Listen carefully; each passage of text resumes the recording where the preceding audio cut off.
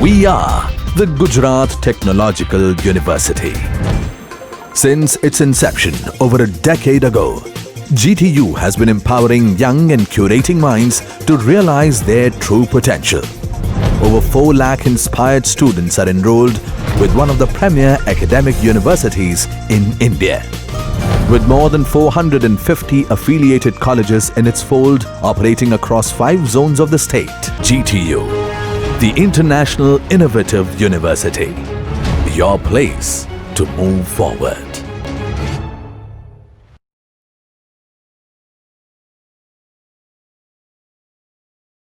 Hello students, today we will discuss about the potentiometry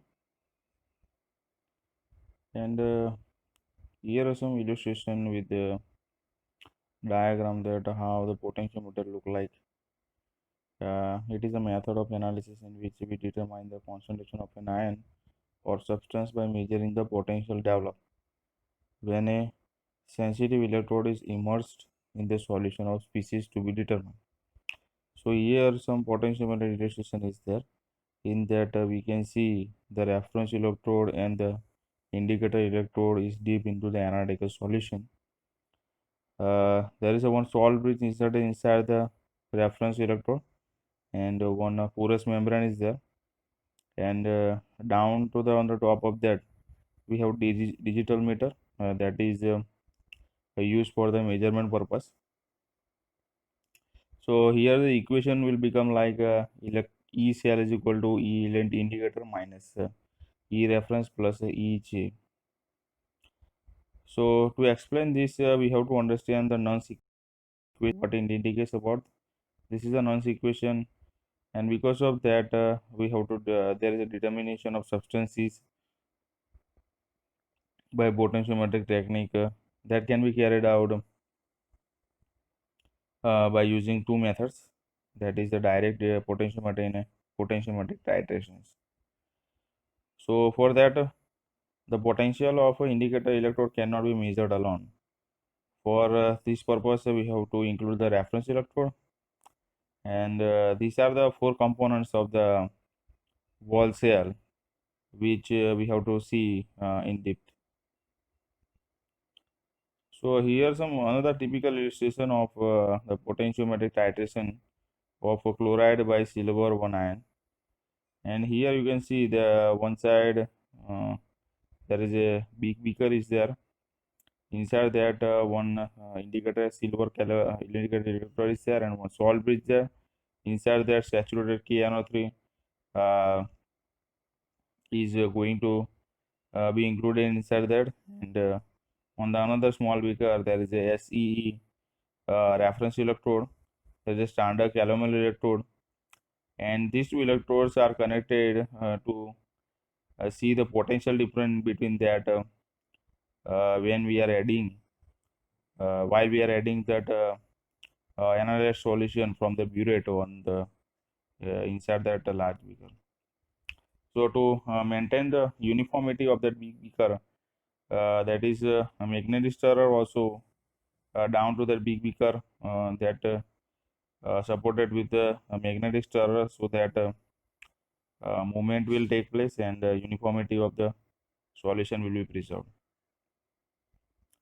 So here reference electrode must consist of a constant potential and have a definite value, and to express any electrode we have to mention redox reaction at a electrode surface, half cell Nernst equations, sketches, design, and necessary conditions for its preparation, and any necessary precautions for its use.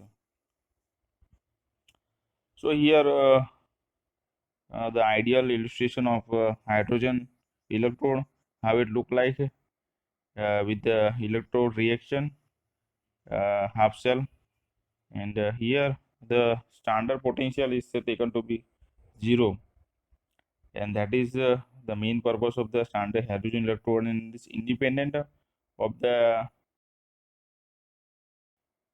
and it is difficult to be used and to keep H2 gas at 1 atmosphere. So these are the limitations of the standard hydrogen electrode, And on the right hand side, there is a diagram how the standard hydrogen electrode look like. Disadvantage of silver chloride electrode is there. It's more difficult to prepare than a standard calomel electrode. Silver chloride in the electrode has large solubility in saturated KCl. Advantages over SCA that it is a better thermal stability, less toxic and environmental problems with subsequent cleaning and disposal difficulties. So what is indicator electrode? Indicator electrodes means is potential is sensitive to the concentration of analyte. That means the reaction will or the equation will become like E cell is equal to E indicator minus E reference. It must be noted that it gives a rapid response and its response must be reproducible. So that's why we are using the metallic electrode in that the redox reaction takes place at the electrode surface, and there are specific types of membrane electrodes also to where charge exchange takes place at a specific surfaces. As a result, a potential is developed. So electrodes for precipitometry and complexometry. So there is a special order is there in that for example in determination of a silver ion, a rod or wire of silver metal is an indicator electrode and its potential is according to Nernst equation and is used for determination of silver and chloride ions, bromine ions, cyanide ions. Example of first order electrode is this one, silver electrode, in that on the one beaker we have to insert that saturated calomel electrode, and on the right hand side Ag wire is there, and the aqueous solution of silver ions we have to put inside the beaker, and according to that the potential will be measured. Second order electrodes for anions. A metal electrode can sometimes be indirectly responsible to concentration of anion that forms a precipitate or complex ion with the cations of the metal. For example, silver electrode is there. The potential of silver electrode will accurately reflect the concentration of iodide ion in a solution that is saturated with silver iodide. So here is the equation for that and potential difference for that according to Nernst equation. Mercury electrode for measuring the concentration of EDTA, that is ethylene diamond tetraacetic acid anion. It has a charge of -4. So mercury electrode responds in the presence of a small concentration of a stable EDTA complex of mercury 2. So here is the equation for that, and according to Nernst equation we can calculate the electron potential.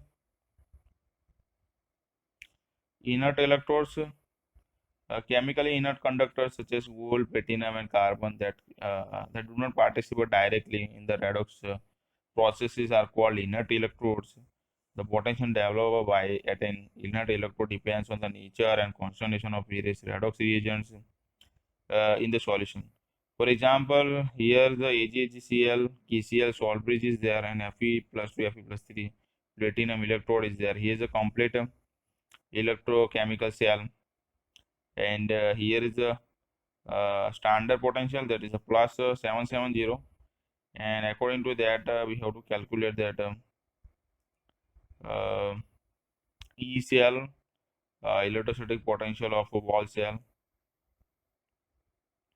Membrane electrodes, the potential developed at this type of electrode results from the unequal charge built up at opposing surface of an special membrane.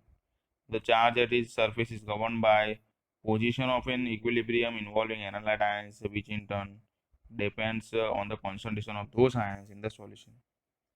So according to that, these are categorized according to the type of the membrane that we employ. So the types can be of glass, polymer, crystalline, gas sensor. So here some typical illustration that how it look like. The first practical glass electrode that is developed by Haber and Clemens, and that is how it look like. Indicator electrode for neutralization reaction. So basic example is a glass membrane electrode, and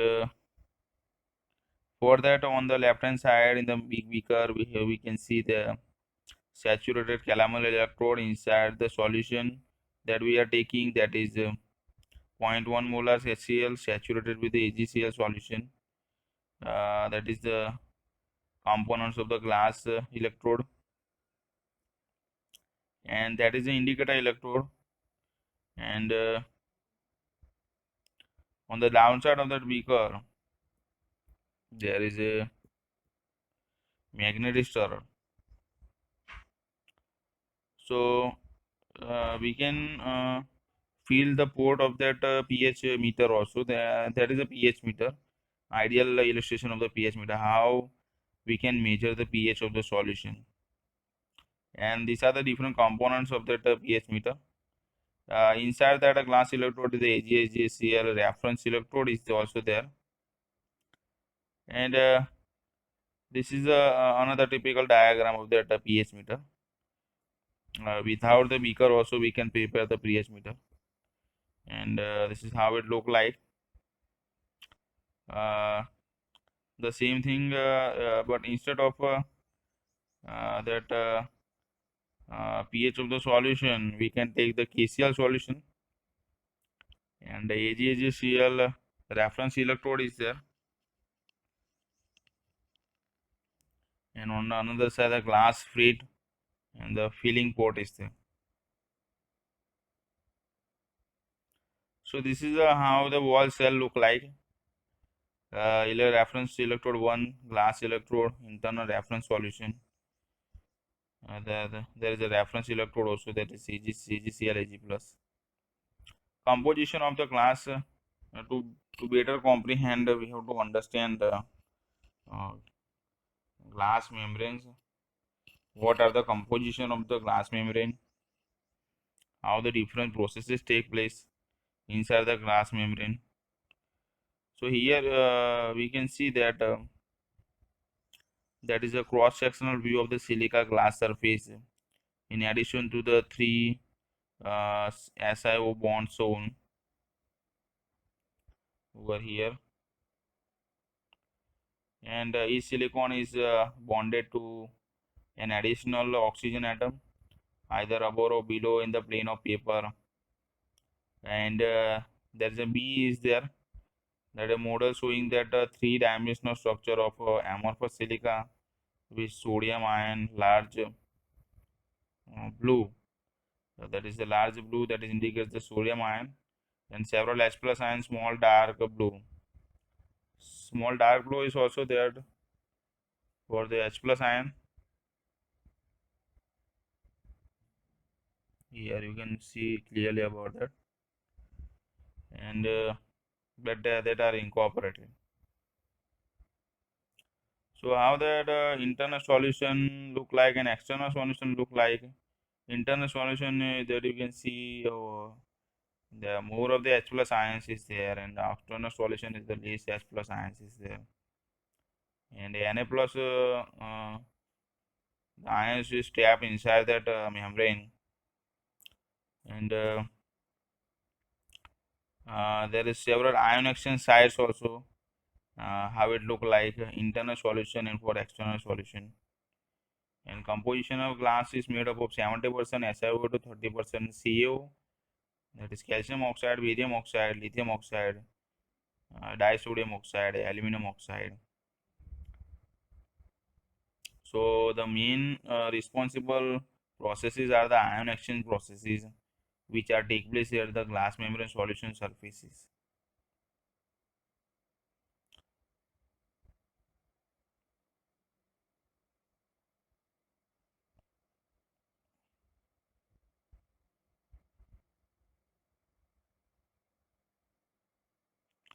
electrode membrane potential, how we can calculate out of that. And this is solely due to the E of that second reference electrodes. If we perform the standardization at the PS7, the potential will become 0. And this is the main feature of the glass membrane electrode, that how the wall calculation take place inside the electrode. Measurement of a pH, how we can do the measurement, that is illustrated over here. The photograph of the pH meter, how it look like, and the electrode that is immersed inside the beaker containing a solution. So ECL is directly proportional to the log hydrogen ion concentration, and how the equation is there, that is indicated over here. This is another typical illustration of the two different glass and reference electrode and combination of the two electrodes inside the one electrode, and for the pH measurement. These are the another diagram, modern instruments, how it look like with the buffers on the side of them. So glass membrane electrodes have several advantages, disadvantages. What is the main advantage or the benefits out of that? That it can be used in presence of oxidizing, reducing, and complexing agents. It has several demerits also, like it cannot be used in the presence of dehydrating agents. For example, concentrated H2SO4 and ethyl alcohol. There is an interference from sodium ion occurs above pH 12. So sodium exchange together with hydrogen ion above pH 12 and higher results are obtained. It takes a certain time to come to equilibrium due to the resistance of glass to electricity. Junction potential, a small potential that exists at the interface between two electrolyte solutions that differ in composition. So the development of junction potential goes by unequal mobility of ions, and the mobility of ions, these are some values for K plus, Na plus, and Cl minus. To reduce the liquid junction potential to only few millivolts, one has to use a saturated for preparation of junctions which its cation and anion have very clear mobility, so that they move by the same rate. Use high concentration of salt for preparation of a bridge to reduce the effect of difference in the rates of migration of other ions in the electrode solution. This is the one typical illustration that we already discussed. Disadvantage of hydrogen ion electrode, it cannot be used in solution containing oxidizing gas and which will oxidize, or reducing agent which will reduce, especially in the presence of platinum black.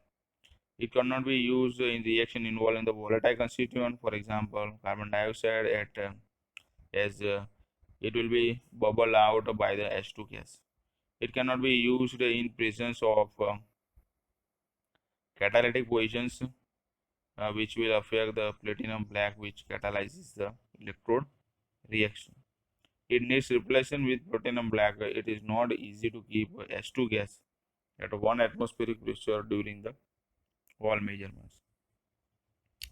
Antimony electrode, and here is the electrode reaction and Nernst equation for that. Advantages and disadvantages for this quinhydron electrode. This is the reaction involved in that. Is there some advantages, disadvantages? So what are the application of potentiometer? The first one is direct potentiometric measurements. Inside that we have one graph over here. Inside that on the one axis there is a peak area, and on another the concentration is there in ppm. And that is the graph for sulfate calibration curve, and that calibration curve indicates that we can use measurements by potentiometry for the quantitative purpose. This is the quantitative analysis of the sulfate. Potentiometer titration, as we already discussed, the potentiometer titration can be also used. The titration can be performed potentiometrically. Here is the illustration for that. Silver indicator electrode that is used as an indicator electrode, and the analyte ion which is coming from the burette that can be quantitatively determined using this electrode. It is used for all types of volumetric analysis, acid base, precipitation, complex geometry, and redox. And there is one major advantage that for highly colored or turbid solutions, very dilute solutions, there is no indicator electron. So these are the main advantages or the merits compared to the other methods like visual methods. Here some potentiometer titration of NaOH, and how the presence of CO2 affects on the titration curve, that we see that with different concentration and with no CO2 is there, the graph is very different compared to the presence of CO2. So for that we have to eliminate the CO2 with deaeration or by sonication. These are some other titration of chloride ion with 0.1 molar silver nitrate. Here are some three graphs is there. First one A is the titration curve, first derivative and second derivative. We can prepare the derivatives also by taking that differential equation. So it can be again used in neutralization titration, precipitation titration, complex formation titration, redox titration. Here are some other explanations for that, how the which kind of electrode used for neutralization titration. Here are some example for that. Precipitation titrations, complex formation titration. Thank you. This is the end of the lecture.